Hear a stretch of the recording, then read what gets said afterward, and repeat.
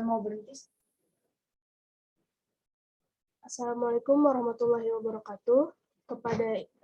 Kepada Ibu Dr. Andes Haji Nurahayu, MPD, selaku dosen pembimbing mata kuliah perkembangan peserta didik, serta teman-teman kelas yang saya banggakan.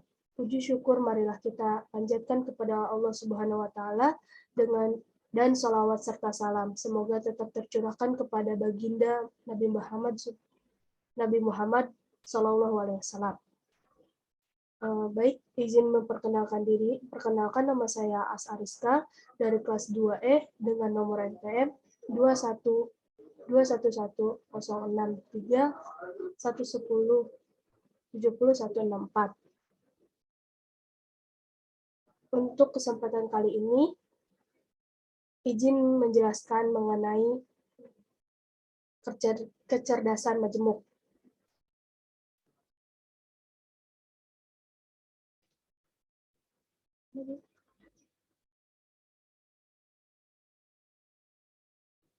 Pengertian, kecerdasan majemuk adalah konsep penilaian kecerdasan anak dengan berbagai tolak ukur kemampuan.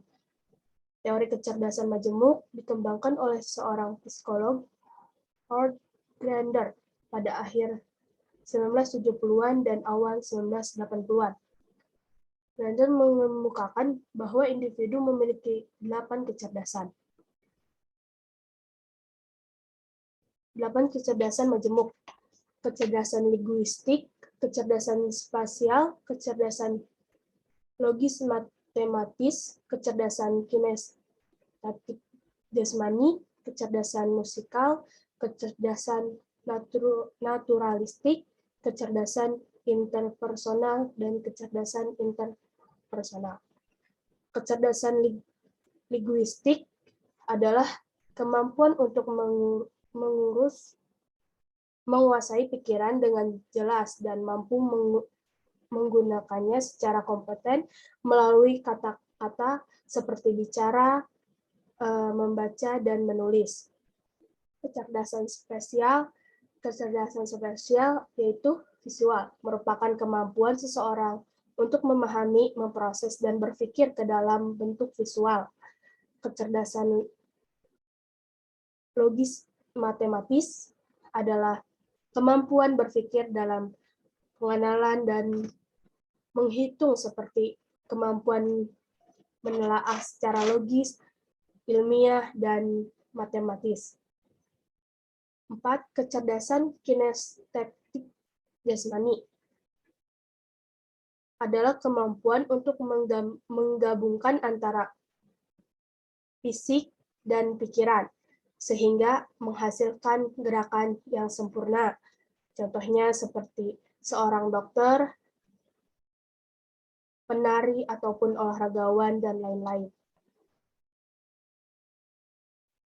5. Kecerdasan musikal. Kecerdasan musikal adalah kemampuan untuk menyimpan nada, mengingat irama, dan secara emosional terpengaruh oleh musik. Kecerdasan naturalistik yaitu didefinisikan Howard Gardner sebagai kemampuan mengenai melihat perbedaan, menggolongkan, dan mengkategorikan apa yang dilihat atau dijumpai alam atau lingkungan. 7. Kecerdasan interpersonal. Kecerdasan interpersonal adalah kemampuan untuk berkomunikasi, peka terhadap emosional orang, mudah menyesuaikan diri dengan orang lain, memiliki empati, dan suka menolong orang lain. 8. Kecerdasan interpersonal. Kecerdasan interpersonal adalah mereka cenderung memiliki refleksi dan analisis diri, termasuk menelaah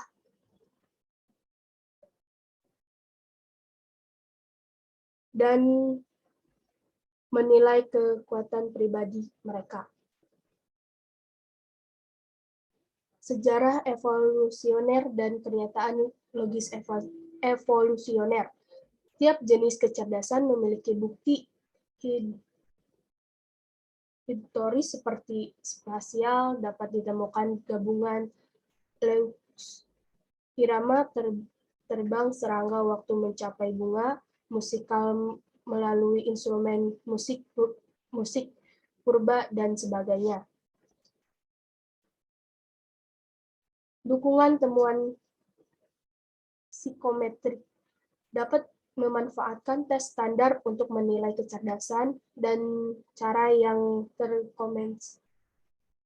terkontekstualisasian atau manfaatkan skala kecerdasan untuk linguistik, matematis, logis, spesial, kristatil, dan lain-lain.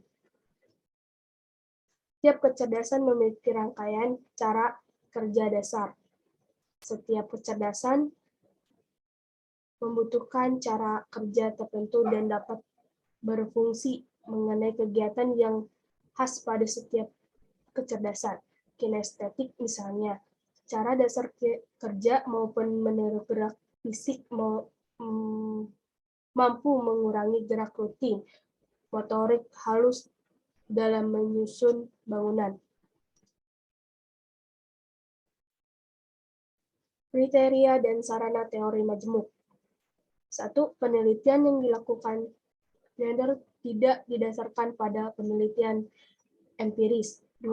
Relatif kurangnya studi empiris yang khusus dirancang untuk menguji teori secara keseluruhan.